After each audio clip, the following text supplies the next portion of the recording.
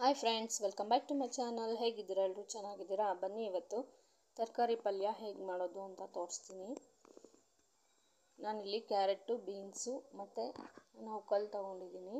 ಇಷ್ಟು ಸಣ್ಣ ಸಣ್ಣದಾಗಿ ಕಟ್ ಮಾಡಿ ತೊಳೆದಿಟ್ಕೊಂಡಿದ್ದೀನಿ. ಮತ್ತು ಒಗ್ಗರಣೆಗೆ ಈರುಳ್ಳಿ, ಹಸಿಮೆಣಸಿನ್ಕಾಯಿ, ಸಾಸಿವೆ, ಜೀರಿಗೆ, ಕಡಲೆಬೇಳೆ, ಉದ್ದು, ಕರಿಬೇವು ಇಷ್ಟು ಒಗ್ಗರಣೆಗೆ. ನಾನಿವಾಗ ತರಕಾರಿ ಬೇಯಿಸ್ಕೊಳೋದಕ್ಕೆ ಕುಕ್ಕರಲ್ಲಿ ಹಾಕ್ಕೊತಾ ಇದ್ದೀನಿ. ಹಾಗೆ ನನ್ನ ಚಾನಲ್ನ ಯಾರು ನೋಡ್ತಾ ಇದ್ದೀರಾ ಸಬ್ಸ್ಕ್ರೈಬ್ ಮಾಡ್ಕೊಳ್ಳಿ, ಲೈಕ್ ಮಾಡಿ, ಶೇರ್ ಮಾಡಿ, ಕಮೆಂಟ್ ಮಾಡಿ, ಪಕ್ಕದಲ್ಲಿರೋ ಬೆಲ್ ಐಕನ್ನ ಕ್ಲಿಕ್ ಮಾಡ್ಕೊಳ್ಳಿ, ನೋಟಿಫಿಕೇಷನ್ ಬರುತ್ತೆ. ನೋಡಿ, ಇವಾಗ ತರಕಾರಿಗೆ ನೀರು ಹಾಕಿ ಒಂದು ½ ಟೇಬಲ್ ಸ್ಪೂನ್ ಸಾಲ್ಟ್ ಹಾಕ್ಕೊಂಡು ಒಲೆ ಮೇಲೆ ಇಟ್ಕೊಂಡು ಒಂದು 3 ವಿಸಿಲ್ ಬರ್ಸ್ಕೊಳ್ಳೋಣ.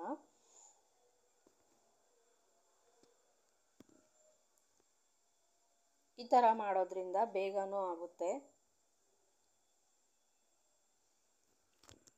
ನೋಡಿ, ಈಗ ಒಗ್ಗರಣೆ ಅದು ವಿಸಿಲ್ ಬರೋಷ್ಟರಲ್ಲಿ ಒಗ್ಗರಣೆಗೆ 1-2 ಟೇಬಲ್ ಸ್ಪೂನ್ ಆಯಿಲು,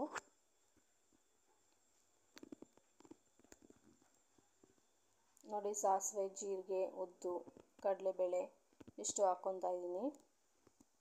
ಅದು ಚೆನ್ನಾಗಿ ಎಣ್ಣೆಲಿ ಹುರ್ಕೊಳ್ಳಿ.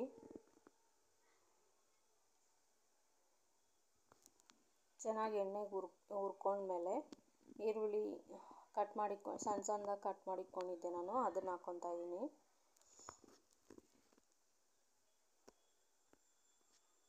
ಎರಡು ಈರುಳ್ಳಿನ ಸಣ್ಣ ಸಣ್ಣದಾಗಿ ಕಟ್ ಮಾಡ್ಕೊಂಡಿದ್ದೆ ನಾನು. ಈ ತರಕಾರಿ ಪಲ್ಯ ಈಸಿಯಾಗಿರುತ್ತೆ ಮಾಡೋಕ್ಕೆ. ನೋಡಿ, ಈರುಳ್ಳಿ ಮತ್ತು ಹಸಿಮೆಣ್ಸಿನ್ಕಾಯಿ, ಕರಿಬೇವು ಇಷ್ಟು ಹಾಕ್ಕೊಂಡಿದ್ದೀನಿ. ಹಸಿಮೆಣ್ಸಿನ್ಕಾಯಿ ಒಂದು 5 ತೊಗೊಂಡಿದ್ದೀನಿ. ನೀವು ಖಾರಕ್ಕೆ ತಕ್ಕಂಗೆ ಹಾಕ್ಕೊಳ್ಳಿ. ಈರುಳ್ಳಿ ಬೇಯೋದಕ್ಕೆ ಒಂದು ಚಿಕ್ಕ ಟೇಬಲ್ ಸ್ಪೂನ್ ಆಗೋಷ್ಟು ಸಾಲ್ಟ್ ಹಾಕ್ಕೊಳ್ಳಿ. ಬೇಗ ಬೇಯುತ್ತೆ ಈರುಳ್ಳಿ.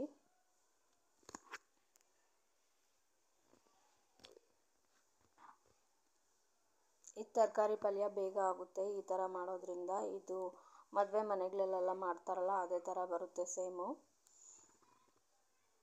ಈಸಿಯಾಗೂ ಇರುತ್ತೆ, ಟೇಸ್ಟಿಯಾಗೂ ಇರುತ್ತೆ. ಹಂಗೇನೂ ತಿನ್ಬೋದು, ಚಪಾತಿ ಜೊತೆ ಆದರೂ ತಿನ್ಬೋದು, ಹಂಗೆ ಆದರೂ ತಿನ್ಬೋದು ಸೈಡ್ ಡಿಶ್ ಆಗಿ.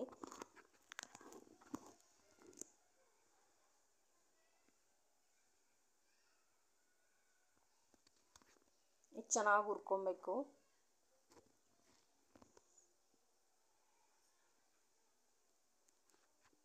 ಚೆನ್ನಾಗಿ ಹುರ್ಕೊಂಡ್ಮೇಲೆ ನಾನು ಹಸಿ ಕೊಬ್ಬರಿ ತೊಗೊಂಡಿದ್ದೀನಿ. ಅದನ್ನು ತುರುಬ್ಕೊಂಬಿಟ್ಟು ಹಾಕ್ಕೊತಾ ಇದ್ದೀನಿ. ನೀವು ಕೊಬ್ಬರಿ ಎಷ್ಟು ಹಾಕ್ತಿರೋ ಅಷ್ಟು ಟೇಸ್ಟ್ ಚೆನ್ನಾಗಿರುತ್ತೆ ಈ ಪಲ್ಯಕ್ಕೆ. ನೋಡಿ, ಕೊತ್ತಂಬರಿ ಸೊಪ್ಪು ಸ್ವಲ್ಪ ಹಾಕ್ಕೊತಾ ಇದ್ದೀನಿ.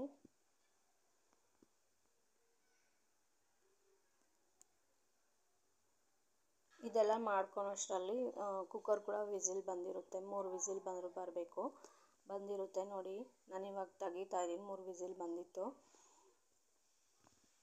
ತೆಗ್ದುಬಿಟ್ಟು ನೀರನ್ನ ಬಸ್ಕೊತಾ ಇದ್ದೀನಿ. ಇದು ತೂತ್ ಬಟ್ಲಿದೆಯಲ್ಲ ಅದರಲ್ಲಿ ಹಾಕ್ಕೊತಾ ಇದ್ದೀನಿ, ನೀರೆಲ್ಲ ಒಡಗಲಿ ಅಂತ ಅಂದ್ಬಿಟ್ಟು. ನೀರೆಲ್ಲ ಇದಾದಮೇಲೆ ಇದಕ್ಕೆ ಪಲ್ಯ ನಾವೇನು ಈರುಳ್ಳಿ ಹುರ್ಕೊತಾ ಇದ್ರೋ ಅದಕ್ಕೆ ಹಾಕ್ಕೊತಾ ಇದ್ದೀನಿ. ಅದಕ್ಕೆ ಹಾಕ್ಕೊಂಬಿಟ್ಟು ಸ್ವಲ್ಪ ಹೊತ್ತು ಹುರ್ಕೊಳ್ಳಿ.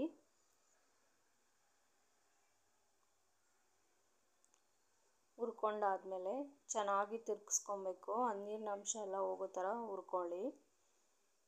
ಈ ಚಪಾತಿ ಜೊತೆ ಆದರೂ ಸರ್ವ್ ಮಾಡಿ, ಇಲ್ಲಾಂದರೆ ಮುದ್ದೆ ಜೊತೆ ಸೈಡ್ ಡಿಶ್ ಆಗಿ ಪಲ್ಯ ಥರ ಯೂಸ್ ಮಾಡಿ, ಚೆನ್ನಾಗಿರುತ್ತೆ. ಇಲ್ಲ ಹಾಗಾದರೂ ತಿನ್ಬೋದು. ಯಾರ್ಯಾರು ಡಯಟ್ ಮಾಡ್ತಾ ಇರ್ತಾರೋ ಅಂಥವ್ರು ಈ ಥರ ಮಾಡ್ಕೊಂಡು ತಿನ್ನಿ, ಚೆನ್ನಾಗಿರುತ್ತೆ. ನೋಡಿ, ಮಿಕ್ಸ್ ತರಕಾರಿ ಪಲ್ಯ ರೆಡಿಯಾಗಿದೆ.